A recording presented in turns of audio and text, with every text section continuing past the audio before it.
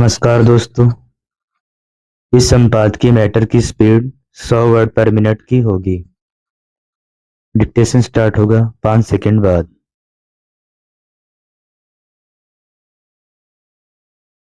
Ready, start. खेतों में रासायनिक उर्वरकों के अंधाधुंध इस्तेमाल से व्यापक खतरों को देखते हुए केंद्र और राज्य सरकारें जैविक एवं प्राकृतिक खेती को बढ़ावा देने की कई योजनाओं पर कार्य कर रही हैं।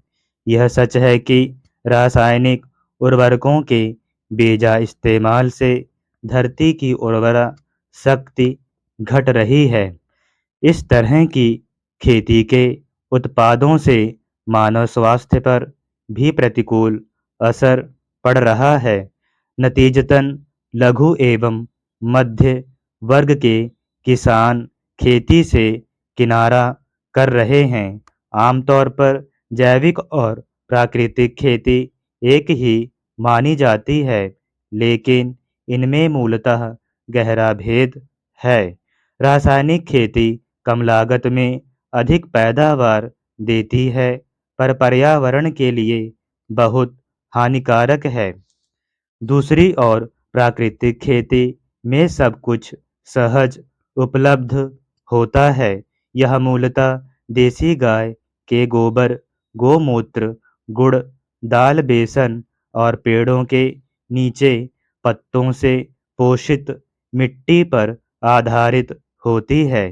कीटनाशकों को बनाने के लिए भी देसी साधनों की जरूरत पड़ती है, जिन्हें किसान अपने स्तर पर तैयार कर सकता है।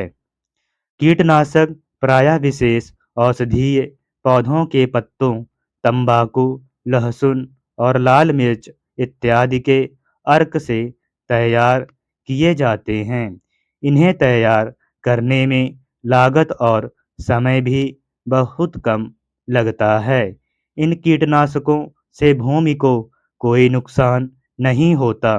प्राकृतिक खेती में देसी केंचुए का इस्तेमाल होता है, जो जमीन की उर्वरता को ताकत देता है। देसी केंचुआ 0 से 52 डिग्री तक के तापमान में काम कर सकता है, यानी देश की जलवायु के लिए यह सर्वथा अनुकूल है। इसके अलावा भी यह मौसम एवं पर्यावरण के बदलाव के अनुरूप जमीन में 15 फुट तक ऊपर नीचे आता जाता रहता है। इस दौरान यह नीचे की परतों से पोषक तत्व लाकर पौधों को देता रहता है। यह केंचुआ अब भूमि में सुराख करता है तो उसकी दीवारों को वमिवास से लीपता रहता है। इससे लंबे समय तक यह सुराख धरती में बने रहते हैं। अधिक वर्षा या सूखे की स्थिति से इससे पौधे मरते नहीं, भूमि को निरंतर ऑक्सीजन मिलती रहती है। प्राकृतिक खेती प्रकृति और स्थानीय संसाधनों पर निर्भर करती है। इससे मिट्टी में सूक्ष्म जीवों और केंचुओं को पुनर्जीवित करके पौधों के लिए उनसे पोषक तत्व तैयार करने में मदद ली जाती है। इसलिए इस खेती की लागत भी कम आती है, जबकि जैविक खेती में खाद, कीटनाशक बाहर से खरीदने पड़ते हैं। इसलिए इसकी लागत ज़्यादा होती है और चाहकर भी छोटे और मध्यम किसान इसे अपना नहीं सकते। जैविक खेती को रसायन मुक्त कहकर प्रचारित किया जाता है, मगर मूलतः यह ब्रिटिश सरकार की देन है। एल्बर्ट हार्वर्ड को जैविक खेती का जनक कहा जाता है।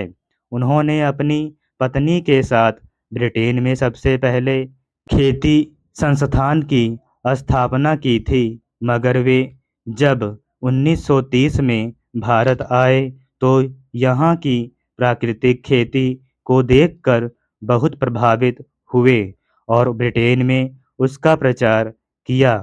बाद में ब्रिटिश कृषि वैज्ञानिक लॉर्ड नॉर्थबॉर्न ने 1940 में लिखी अपनी पुस्तक लुक टू द लैंड में जैविक खेती शब्द गढ़ा।